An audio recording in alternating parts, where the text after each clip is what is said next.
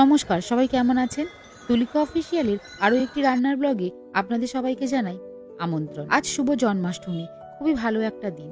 তাই আজকে ইচ্ছা হলো ঠাকুরকে একটু অন্যরকমভাবে সুজিটা রান্না করে দিই। আজকে আমি যেভাবে রান্না করলাম সেইটাই আজকে আপনাদের সাথে একটু শেয়ার করব। এখানে সুজিতে দেওয়ার জন্য সমস্ত রকম ড্রাই ফ্রুটগুলোকে আমি আগে থেকে নিয়ে নিয়েছি। আর নিয়ে নিয়েছি হাফ কাপ মতন সুজি, আর কাজুগুলোকে অর্ধেকটা করে ভেঙে নিয়েছি। এবার একটা কড়াতে বেশ অনেকটা ঘি দিয়ে দিলাম। তবে এই কড়াটা শুধুমাত্র ঠাকুরের রান্নার জন্যই করা, নর্মাল যে কড়াতে রান্না করি সেটাতে আজকে রান্না করছি না। এবার এই ঘিয়ের মধ্যে ড্রাই ফ্রুটসগুলোকে হালকা করে ভেজে নেবো। তবে ড্রাই ফ্রুটসগুলোকে একদম লো ফ্লেমে ভেজে নিতে হবে, কারণ ড্রাই ফ্রুটসগুলো খুব তাড়াতাড়ি পুড়ে যায়। তাই অল্প একটু ভেজেই এগুলোকে তুলে নিয়েছি, যাতে না কালো কালো দেখতে হয়। এবার ওই একই ঘিয়ের মধ্যে 3 থেকে 4টে এলাচ ফোড়ন দিয়ে আগে থেকে যে সুজিটা বার করে রেখেছিলাম সেইটা দিয়ে খুব ভালো করে নেড়ে নেবো। অনেকে সাদা সাদা সুজি ভালো লাগে, আমার তো আবার একটু লাল লালই পছন্দ, ওই জন্য একটু কড়া করে ভেজে নেবো। দিয়ে দেবো জল। যদি হাফ কাপ সুজি নেওয়া হয় তার মানে 1.5 কাপ জল, আর 1 কাপ সুজি লাগলে 2 কাপ জল, মানে যতটা ঠিক সুজি হবে তার ঠিক ডবল জল এখানে দিয়ে দেবো। এবার সুজিটা ফুটতে আরম্ভ করলে ওতে দিয়ে দেবো চিনি। যতটা সুজি তার ঠিক হাফ চিনি দিয়ে দেবো। চিনিটা যে যার পছন্দ মতন, যেরকম মিষ্টি যে পছন্দ করে। এরপর এতে দিয়ে দেবো একটা আমুলের প্যাকেট, মানে গুঁড়ো দুধের 10 টাকা করে যে গুঁড়ো দুধের প্যাকেটটা পাওয়া যায়, ওই প্যাকেটটা দিলেই হবে।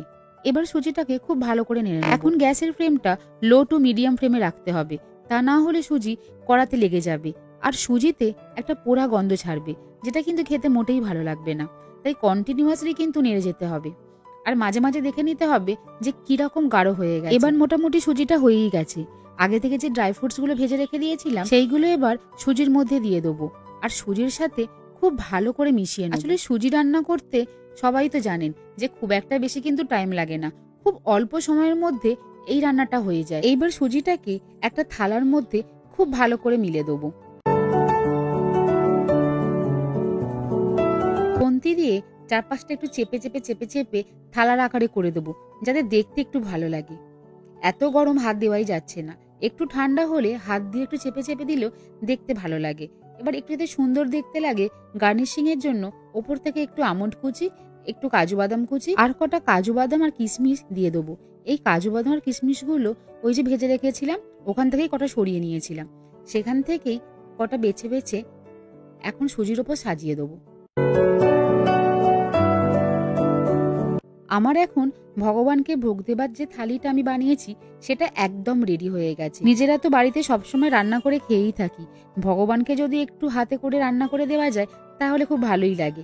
এবার এই থালিটা নিয়ে ঠাকুরের কাছে যাই, গিয়ে তার সামনে রেখে দেবো।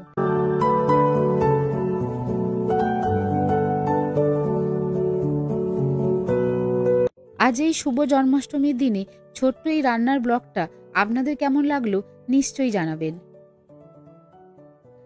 আজ তাহলে আসি, দেখা হচ্ছে নেক্সট ভিডিওয়ে।